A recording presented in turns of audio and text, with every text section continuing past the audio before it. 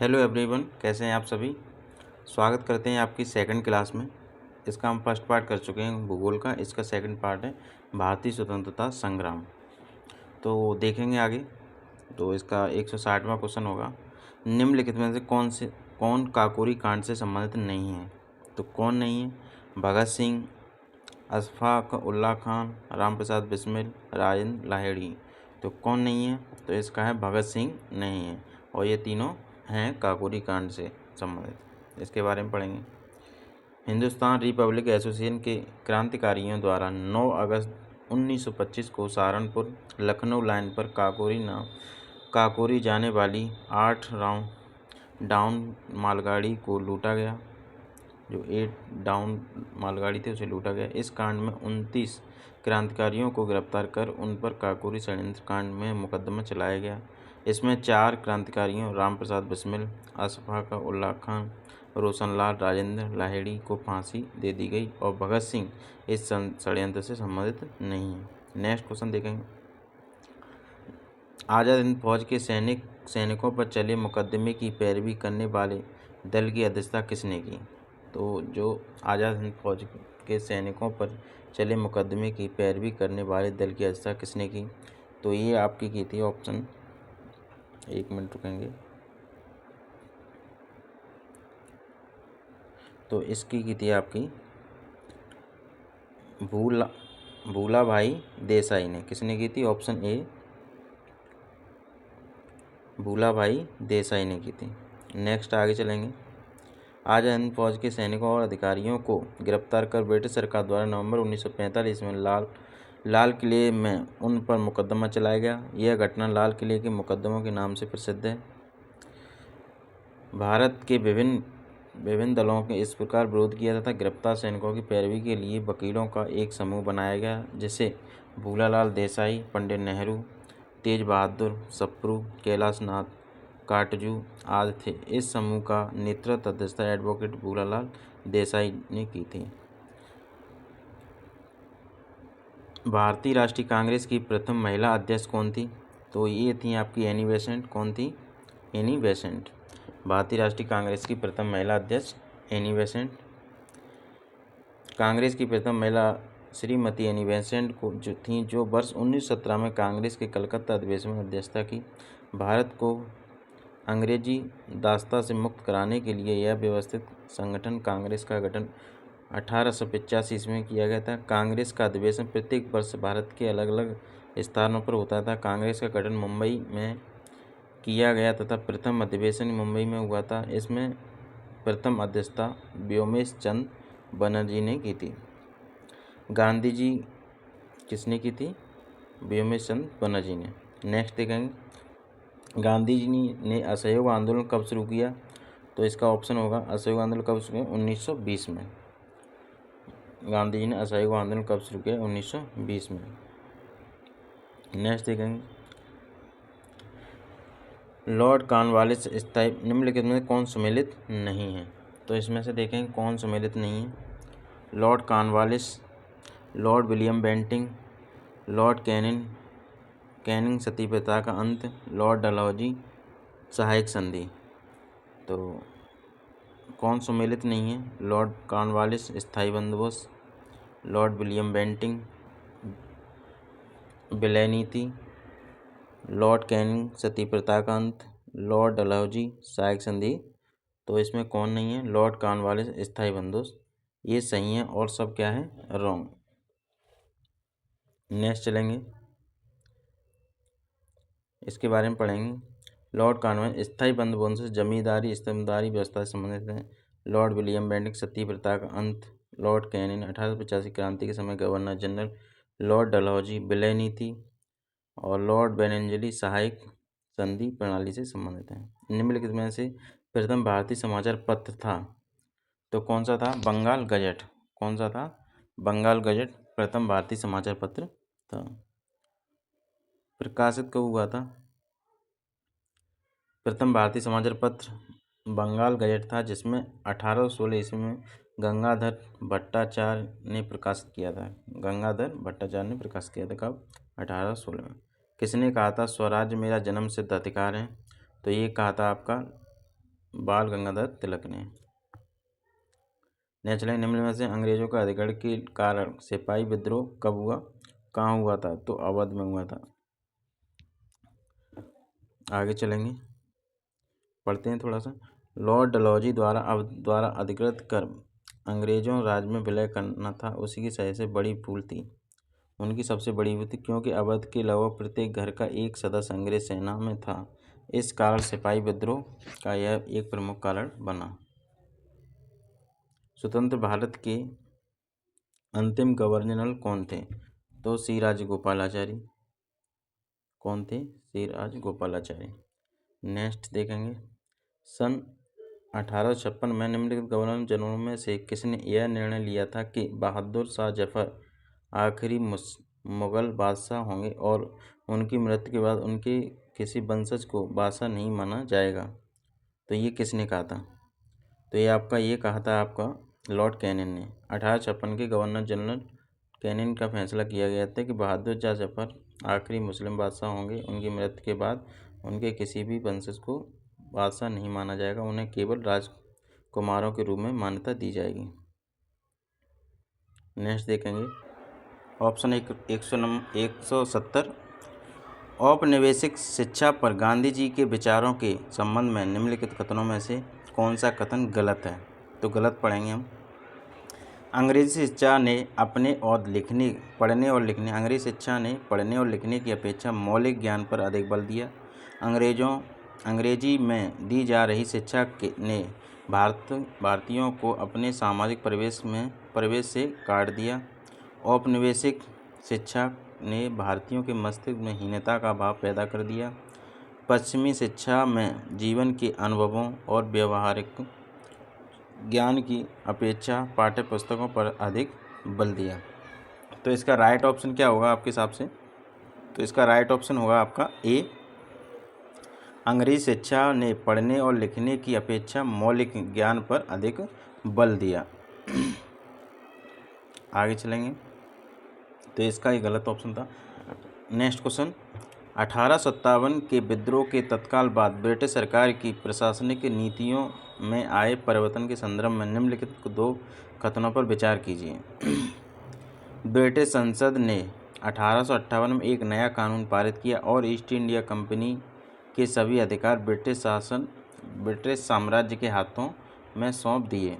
दूसरा, यह तय किया गया कि सेना में भारतीय सिपाहियों का अनुपात बढ़ाया जाए और यूरोपीय सिपाहियों की संख्या को कम किया जाए। तो इसका जो राइट ऑप्शन क्या होगा आपका? इसका ऑप्शन बी सही होगा इसमें, सॉरी सी सही होगा इसमें।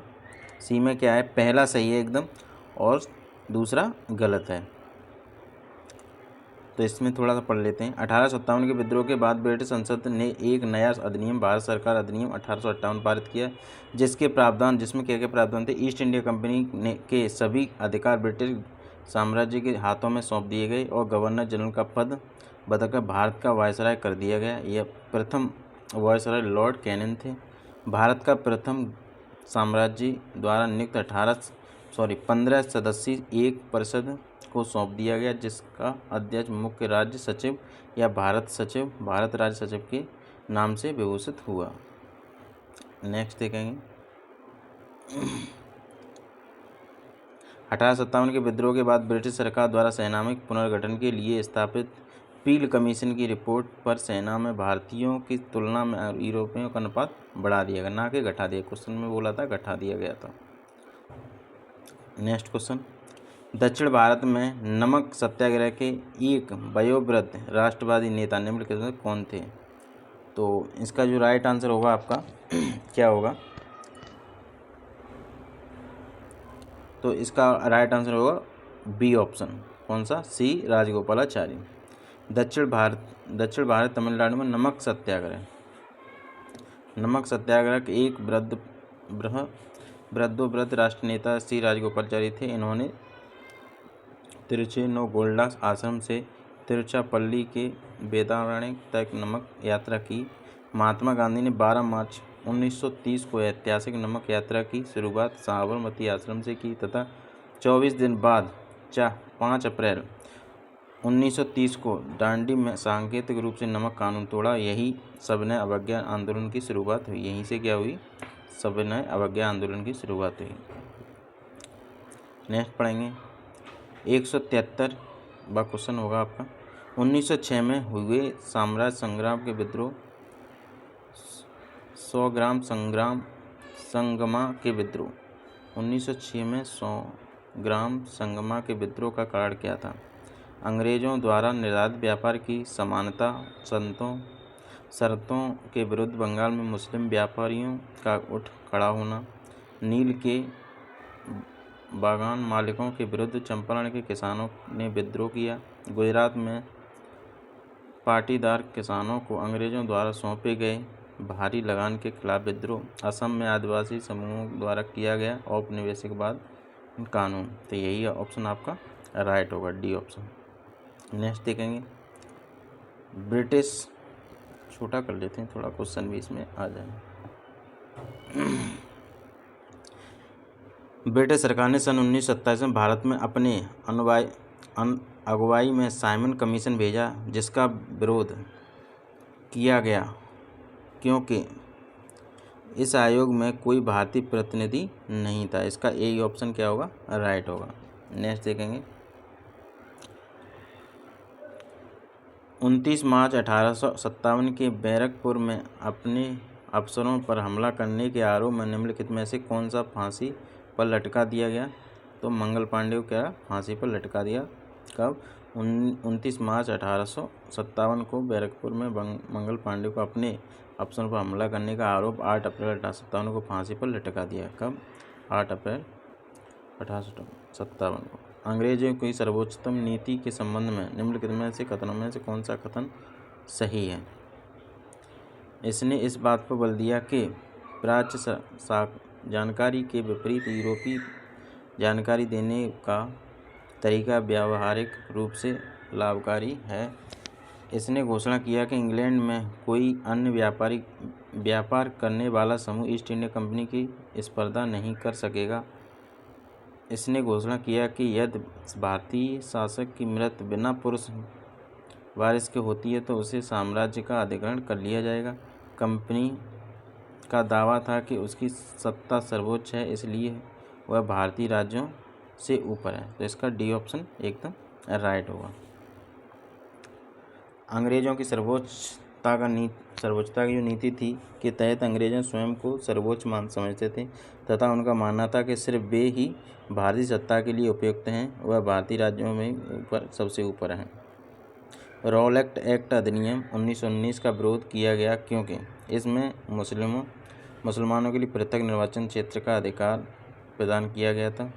प्रांतों में द्वैध शासन लागू किया गया था। इसके भारतीयों के हथियार रखने पर रोक लगा दी गई थी। इसके अभिव्यक्ति की स्वतंत्रता और मौलिक अधिकारों को आघात पहुंचा था। तो इसका डी ऑप्शन एकदम राइट है, रॉलेट एक्ट। तो रॉलेट एक्ट कानून 1919 को काले कानून की संज्ञा दी जाती है। इस अधिनियम में बिना वकील, बिना दलील और बिना अपील का अधिनियम कहा जाता है। इस अधिनियम के अंतर्गत किसी व्यक्ति को संदेह के आधार पर गिरफ्तार किया जा सकता था। इसके लिए कानून कार्रवाई की आवश्यकता नहीं थी। इससे लोगों के मौलिक अधिकार को आघात पहुंचा तथा पुलिस को और भी शक्ति प्राप्त हो गई। सहायक संधि के अंतर्गत ईस्ट इंडिया कंपनी ने राज्यों के भारतीय शासकों को बाध्य किया। वे अपने, तो क्वेश्चन क्या था, सहायक संधि के अंतर्गत भारतीयों कैसे बाध्य किया? तो वे अपनी स्वतंत्र सैनिक शक्ति रखेंगे, कंपनी द्वारा सुरक्षा प्रदान नहीं होगी, परंतु फिर भी इनके रखरखाव का खर्चा उन्हें वहन करना होगा। उनकी कोई अपनी स्वतंत्र सैनिक शक्ति नहीं होगी, परंतु केवल कंपनी द्वारा सुरक्षा प्राप्त कर सकेंगे और उसके रखरखाव का खर्चा उनको वहन करना होगा। वे अपनी स्वतंत्र सैनिक शक्ति नहीं रखेंगे, बिना किसी रखरखाव खर्चे के वे कंपनी को सुरक्षा प्राप्त करेंगे। वे अपनी स्वतंत्र सैनिक शक्ति रखेंगे और साथ साथ उन्हें अब कंपनी द्वारा सुरक्षा दी जाएगी और इनके रखरखाव का खर्चा उन्हें वहन करना होगा। तो इसका जो ऑप्शन राइट होगा वो ऑप्शन राइट होगा बी, उनकी कोई अपनी स्वतंत्र सैनिक शक्ति नहीं होगी, परंतु केवल कंपनी द्वारा सुरक्षा प्राप्त कर सकेंगे और उनके रखरखाव का खर्चा उन्हें वहन करना होगा। तो ये क्या थी? एक कंपनी का क्या था, सहायक संधि जब कोई करता है तो उसमें ये चीज़ें बाध्य किया गया था। मतलब कंपनी थी वो उनको सैनिक देगी और उनको सुरक्षा के लिए वो पैसा कौन देगा, जो कंपनी रख रही है वही उनको रख रखाव का खर्चा दिया जाएगा। ईस्ट इंडिया कंपनी के शासन के दौरान किस राजस्व बंदोबस्त के अंतर्गत राजस्व एकत्रित करने और उसे कंपनी को अदा करने की जिम्मेदारी गांव के मुखिया को सौंपी गई थी? तो वो क्या था? ऑप्शन डी सही होगा इसका, महलवाड़ी बंदोबस्त। अंग्रेजी शासन में हॉल्ट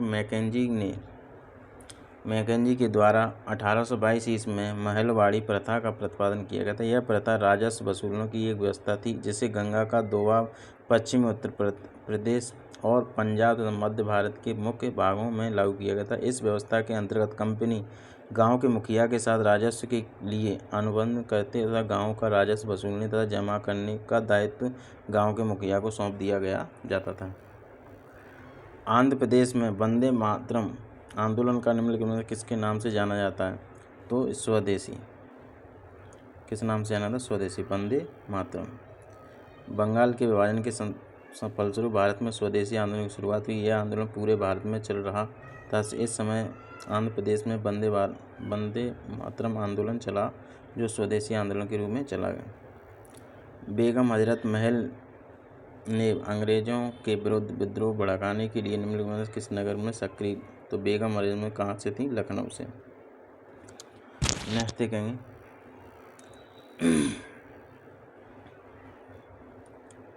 निम्नलिखित में से किस अधिनियम के एक्ट के अंतर्गत भारतीय प्रशासन को ईस्ट इंडिया कंपनी में ब्रिटिश क्राउन को स्थानांतरित किया गया था?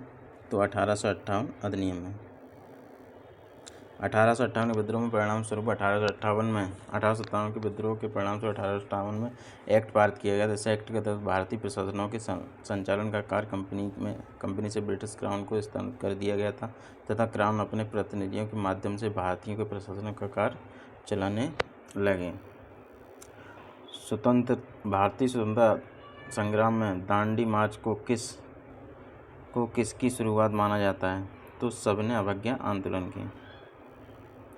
महात्मा गांधी द्वारा दांडी मार्च की गई थी जिसके तहत नमक कानून तोड़ा गया था। इसी के साथ 5 अप्रैल 1930 को गांधी जी के द्वारा सविनय अवज्ञा आंदोलन शुरू किया गया था। 5 अप्रैल 1930 को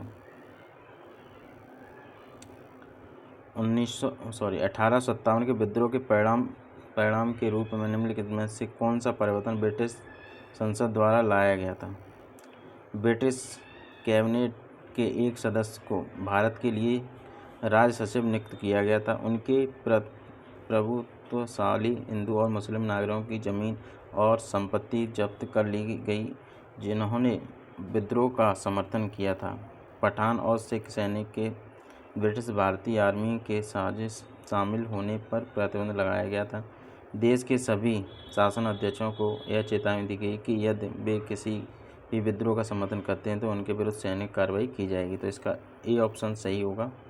ब्रिटिश कैबिनेट के एक सदस्य को भारत के लिए राज्य सचिव नियुक्त किया गया। नेक्स्ट देखेंगे ब्रिटिश सरकार द्वारा सन 1857 निम्नलिखित में से कौन से 3 विश्वविद्यालय खोले गए? तो ये आपको अच्छे से पता होगा। कलकत्ता, मद्रास और बम्बई। कहाँ खोले गए? 3 कलकत्ता, मद्रास और बम्बई में विश्वविद्यालय खोले गए। स्वतंत्रता के तुरंत बाद भारत द्वारा निम्नलिखित में से किस समस्या का सामना नहीं किया गया? स्वतंत्रता के तुरंत बाद भारत द्वारा निम्नलिखित में से किस समस्या का सामना नहीं किया गया था? राजाओं द्वारा शामिल राज्यों को भारतीय संघ में शामिल करने का प्रयास, आर्थिक विकास, पाकिस्तान में आने वाले शरणार्थी। ऑप्शन डी भारत, पाकिस्तान और ग्रेट ब्रिटेन के समान रूप में संपदा और कर्ज का बंटवारा। तो ये इनको भारतीयों को नहीं झेला गया। भारत स्वतंत्रता के तुरंत बाद भारत में कोई प्रकार की समस्या का सामना करना पड़ा, जैसे रियासतों का एकीकरण करना, पाकिस्तान में एक शरणार्थी, आर्थिक विकास आदि। पाकिस्तान तथा ग्रेट ब्रिटेन के साथ समान रूप से संपदा एवं कर्ज का बंटवारा जैसी समस्या स्वतंत्रता के समय नहीं थी। नहीं में स्वतंत्रता से तुरंत बाद भारतीय निम्नलिखित से किस समस्या का सामना नहीं किया? तो सबसे ऑप्शन डी के साथ इसका एकदम राइट है। नेक्स्ट देखेंगे सिंह सभा आंदोलन विस्तृत रूप से कब प्रारंभ हुआ? सिंह सभा, तो ये 19वीं सदी में, 19वीं सदी के प्रारंभ में सिंह सभा आंदोलन प्रारंभ हुआ। यह आंदोलन पूर्व पंजाब में नामधारी आंदोलन प्रारंभ हुआ। पूर्व पंजाब में नामधारी आंदोलन शुरू हुआ। नेक्स्ट क्वेश्चन, वर्ष 1857 की क्रांति को सिपाही विद्रोह तथा भारत का प्रथम स्वतंत्रता संग्राम भी कहा जाता है। समान घटनाक्रम के पीछे अलग नाम होने के क्या कारण? इस घटना के मुख्य कारणों को चिन्हित करना, भारतीय लोगों को उपनिवेश विरोध भावना की माप करना, विभिन्न परिणामों को समझना और अपने द्वारा दिए गए नामों का प्रचार करना। तो ऑप्शन ए इसका राइट होगा। इस घटना के मुख्य कारणों को चिन्हित करना। भारतीय राष्ट्रीय कांग्रेस की स्थापना कब हुई? तो 1885 में हुई थी। ए में उनके द्वारा की गई थी।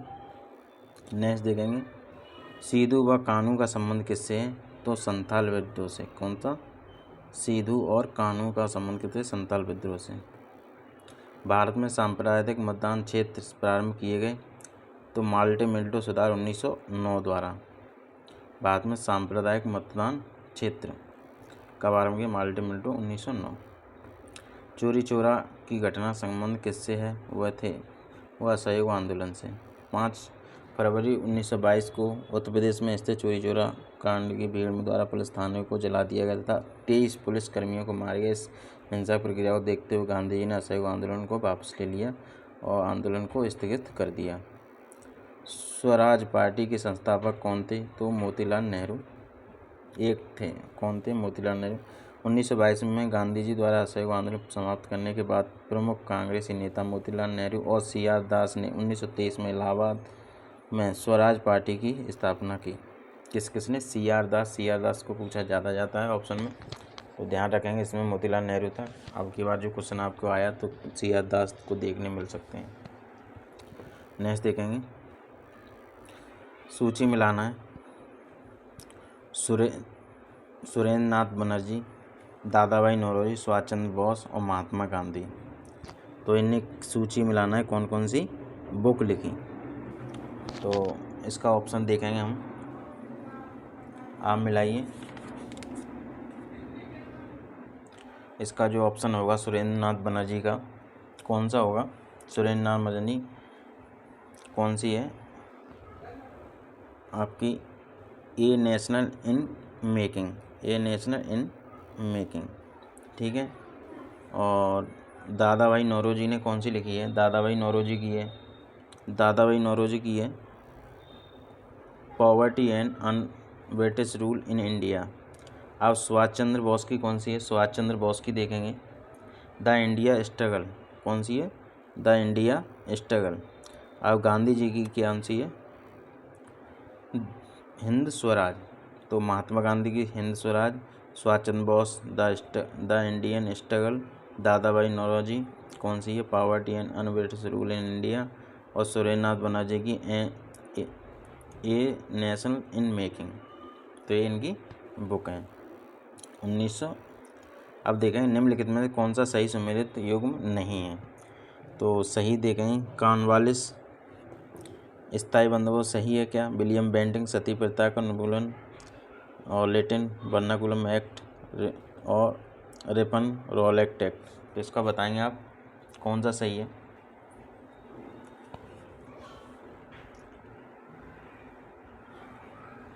तो इसमें जो युग्म आपका गलत है वो रिपन, तो रोलेक्ट एक्ट से नहीं है।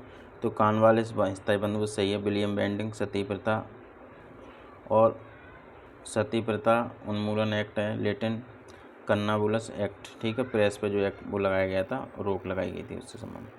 तो कॉर्नवालिस स्थायी विलियम बेंटिंक सती प्रथा का उन्मूलन और लेटिन थे वर्नाकुलम प्रेस एक्ट से, चेम्सफोर्ड रोलेक्ट एक्ट से। 1922 में चेम्सफोर्ड द्वारा शासन में रोलेक्ट एक्ट पारित किया गया था। इस रिपन को आधुनिक भारत में स्थानीय स्वशासन की स्थापना का श्रेय दिया जाता है। तो लॉर्ड रिपन को किस ज़्यादा स्थानीय स्वशासन का श्रेय दिया जाता है। रिपन को पिता भी माना जाता है ग्रामीण का। भारत के स्वतंत्रता संग्राम के युग में राष्ट्रीय प्रयोजन का 75 समाचार पत्र था। तो वो कौन सा था? The leader. भारतीय स्वतंत्रता संग्राम के युग में राष्ट्रीय प्रयोजन का पक्षधर समाचार पत्र कौन सा? The leader. बिरसा मुंडा निवासी थे कहाँ के? छोटा नागपुर पठार के। कहाँ के? छोटा नागपुर के। नेक्स्ट चलेंगे, असहयोग आंदोलन का निर्णय भारतीय राष्ट्रीय कांग्रेस की किस अधिवेशन में लिया गया था? तो नागपुर अधिवेशन। असहयोग आंदोलन का निर्णय कहाँ लिया गया था? नागपुर अधिवेशन में। 1930 में डिप्रेशन इक्वा एसोसिएटेड किसके स्थापित की थी? तो ये कि डॉक्टर भीमराव अंबेडकर ने। 1930 में डिप्रेस्ड क्लास एसोसिएशन किसने स्थापित की? डॉक्टर भीमराव अंबेडकर ने। बंगाल में नील विद्रोह कब चला? तो मार्च 1859 में। मार्च 1859 में नील विद्रोह। बंगाल में नील विद्रोह की शुरुआत 1859 में की गई थी। यह आंदोलन बंगाल के नादिया जिले में प्रारंभ किया गया था। नील आंदोलन का वर्णन दीनबंधु मित्र ने अपनी पुस्तक नील दर्पण में किया है। नेक्स्ट क्वेश्चन देखेंगे, 1780 ईस्वी में प्रारंभ किए गए बंगाल गजट साप्ताहिक पत्रिका के संपादक कौन थे? तो जेम्स ऑक्सटन हिक्की। भारत के प्रथम स्वतंत्र संग्राम 1800 कानपुर में नेतृत्व किसने किया? तो दादा भाई नौरोजी ने। किसका? भारत के प्रथम स्वतंत्र संग्राम 1800 कानपुर का नेतृत्व नाना भाई। तो इसमें देखेंगे, कानपुर से नाना साहेब थे, लखनऊ से बेगम हजरत महल, जगदीशपुर से ये तो कुंवर सिंह जो बिहार से हैं, इलाहाबाद से लियाकत अली, फैजाबाद से मोहम्मद अहमद उल्ला, दिल्ली से खान बहादुर खान और बरेली से खान बहादुर खान। दिल्ली और बरेली से खान बहादुर खान दोनों जगह से। नेक्स्ट देखेंगे, 1857 के दौरान निम्नलिखित में से माजा प्रवास के लेखक कौन थे? तो विष्णु भट्ट गोडसे। 1857 के विद्रोह में लिखी गई पुस्तक माजा प्रवास के लेखक कौन थे? विष्णु भट्ट गोडसे। 1857 की क्रांति के समय कोटा का शासक कौन था? तो राजस्थान में आया, राजस्थान स्टेट में महाराम सिंह। अखिल भारतीय राष्ट्र की पहली बैठक कहाँ हुई? तो बम्बई में हुई थी ये तो। सरफरोशी की तमन्ना अब हमारे दिल में है, देखना है जोर कितना बाजुएं कातिल में है, इसके लेखक कौन थे? राम प्रसाद बिस्मिल थे। कौन थे? सरफरोशी की तमन्ना अब हमारे दिल में है, देखना है जोर कितना बाजुएं कातिल में है, तो राम प्रसाद बिस्मिल। नेक्स्ट देखें, सन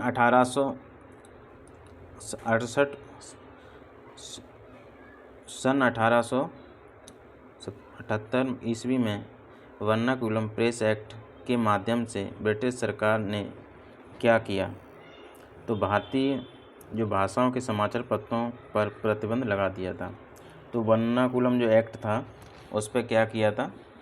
भारत सरकार ने क्या लगा दिया था? प्रतिबंध लगा दिया था, क्योंकि जो भारतीय जो अपना प्रेस निकाल रहे थे, जो भी अपना अखबार निकाल रहे थे, भारतीय जो प्रेस थी उन पर प्रतिबंध लगा दिया था कि आप ऐसे कोई चीज़ नहीं निकालोगे। वर्नाकुलम प्रेस एक्ट ब्रिटिश भारत में 1878 ईस्वी में लॉर्ड लिटन के शासनकाल में लिया गया था। इस अधिनियम का मुख्य उद्देश्य भारतीय भाषाओं के समाचार पत्रों पर प्रतिबंध लगाना था। लॉर्ड रिपन ने वर्नाकुलम प्रेस एक्ट को 1881 में समाप्त कर दिया था। किसने किया था?